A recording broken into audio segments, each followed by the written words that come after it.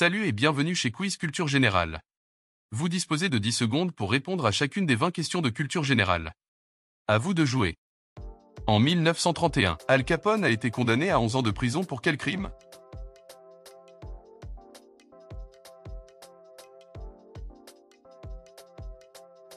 En 1931, le célèbre gangster américain Al Capone a été condamné à 11 ans de prison pour fraude fiscale. Malgré ses nombreuses activités criminelles liées à la prohibition et au crime organisé, c'est finalement pour ne pas avoir déclaré ses revenus au fisc qu'il a été jugé et condamné. Cette condamnation a marqué la fin de sa carrière criminelle et son emprisonnement dans diverses prisons fédérales, dont la célèbre prison d'Alcatraz. Le décathlon comporte combien d'épreuves sportives?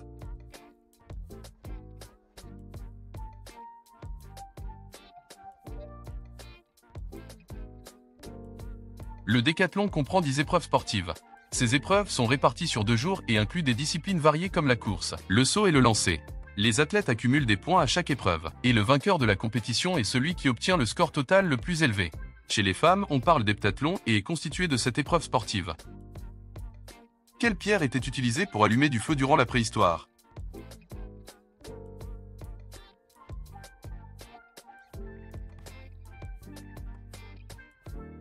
Le silex, associé à la pyrite, était l'outil essentiel pour créer des étincelles et allumer un feu dans la préhistoire. Ces étincelles permettaient d'enflammer des matériaux combustibles comme le petit bois. Avec l'avènement de l'âge du fer, le silex a été utilisé contre l'acier, améliorant l'efficacité de la technique. Ainsi, le feu pouvait être généré de manière plus fiable. Laquelle de ces appellations correspond à un polygraphe?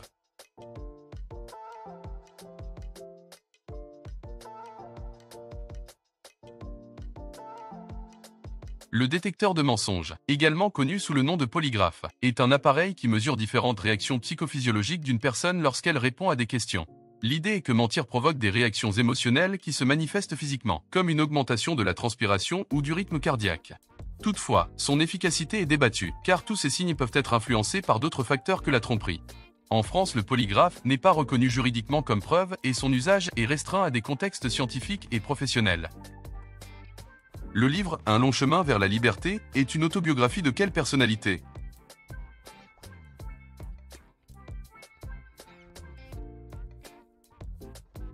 Un long chemin vers la liberté est l'autobiographie de Nelson Mandela publiée en 1994. Dans ce livre, Mandela raconte son parcours depuis son enfance jusqu'à son élection en tant que président de l'Afrique du Sud. Il relate ses 27 années passées en prison et sa lutte déterminée contre l'apartheid, œuvrant pour l'égalité en Afrique du Sud. Ce récit puissant a également été adapté en film en 2013. Lequel est un animal emblématique de la Suisse?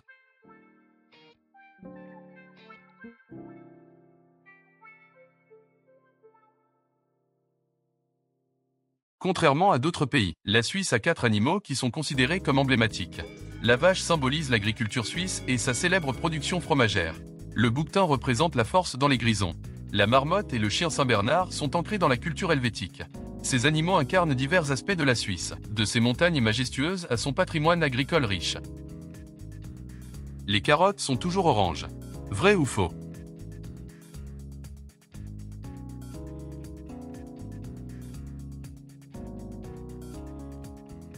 Les carottes n'ont pas toujours été oranges.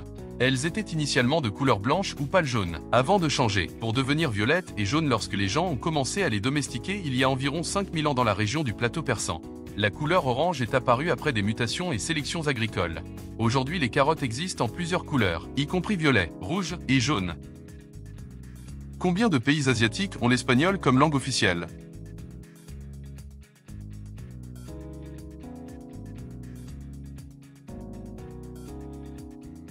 Aucun pays en Asie n'a l'espagnol comme langue officielle.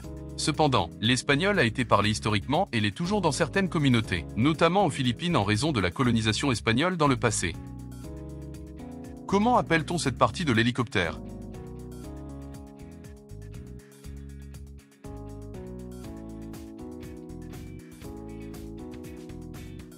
Les patins d'atterrissage des hélicoptères sont des structures tubulaires qui permettent un atterrissage stable sur divers terrains. Contrairement aux roues qui sont équipées de mécanismes de rotation et de freinage, les patins d'hélicoptère sont dépourvus de ces composants, ce qui les rend idéaux pour se poser sur des surfaces inégales et complexes. En France, le droit de vote a été accordé aux femmes en quelle année?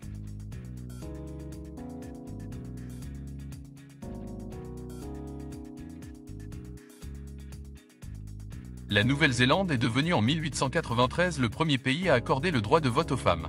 Ce mouvement se propagea alors partout dans le monde avec en France des figures telles que Olympe de Gouges et Louise Weiss. Malgré la résistance du Sénat, ce droit fut finalement accordé le 21 avril 1944. Lequel de ces pays n'a pas de couleur rouge sur son drapeau?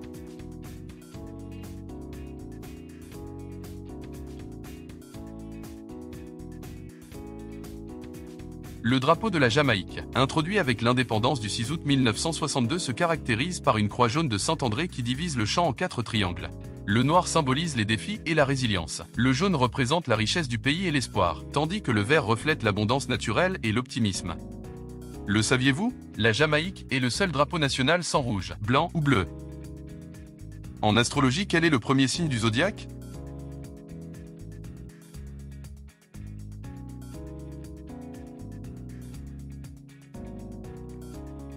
Le Bélier est le premier signe astrologique du zodiaque. Il ne coïncide pas avec le mois de janvier parce que l'année astrologique débute plutôt avec l'équinoxe de printemps, c'est-à-dire vers le 21 mars. Lequel n'est pas une île?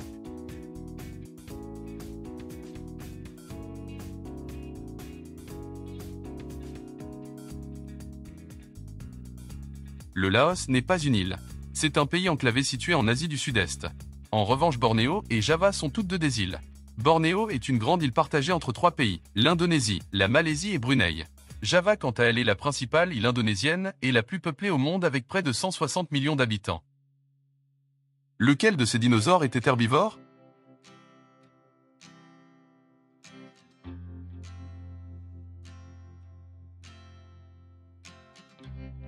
Le stégosaure se nourrissait principalement de plantes. Le long de son dos, il avait des plaques osseuses lui permettant de se défendre contre les prédateurs. Le spinosaure, quant à lui, était principalement piscivore, se nourrissant principalement de poissons. Le vélociraptor, enfin, était un carnivore qui chassait de petites proies et pouvait également se nourrir de charognes. Comment appelle-t-on ce doigt?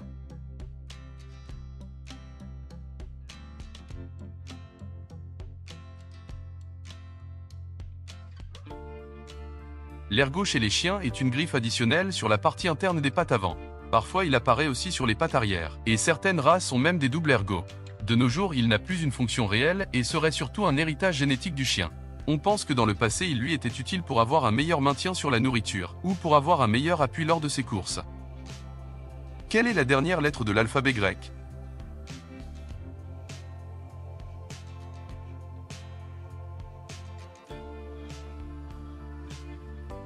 Oméga est la dernière lettre de l'alphabet grec. Elle est la 24e lettre et correspond au O dans notre alphabet. D'où est originaire la pizza hawaïenne?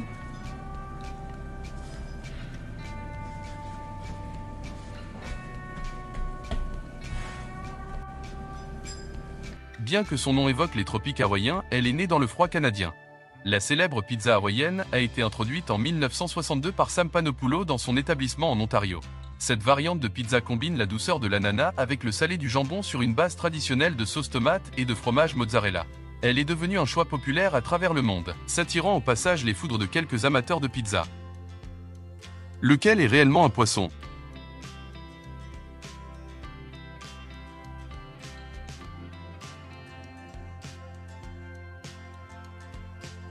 Également connu sous le nom de la rascasse volante, le poisson-lion est un poisson venimeux originaire de l'océan Pacifique Ouest. Avec ses nageoires zébrées et ses épines dangereuses, il est devenu un envahisseur dans les Caraïbes et la Méditerranée, où il perturbe les écosystèmes marins en dévorant une grande variété de poissons et de crustacés locaux. En effet, en plus du fait qu'il se reproduise rapidement, ce poisson n'a quasiment pas de prédateurs, ce qui accentue son impact sur la biodiversité marine. Vincent van Gogh s'était coupé quelle partie du corps?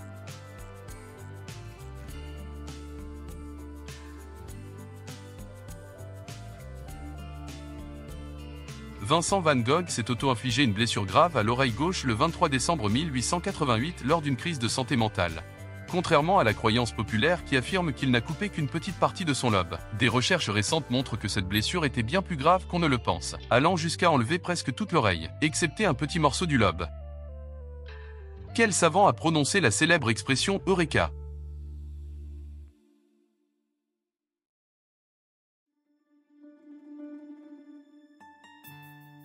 L'histoire de Eureka remonte à l'Antiquité grecque et est liée au célèbre savant Archimède.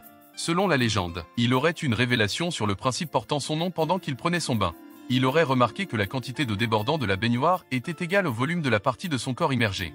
Dans un élan de joie, il serait sorti tout nu dans les rues de Syracuse, criant « Eureka !», ce qui signifie en grec ancien « J'ai trouvé ». Cette exclamation est devenue synonyme de découverte et d'illumination soudaine. Avez-vous aimé ce quiz? Alors merci de vous abonner. Et dites-nous en commentaire combien de réponses justes vous avez obtenues. À très bientôt.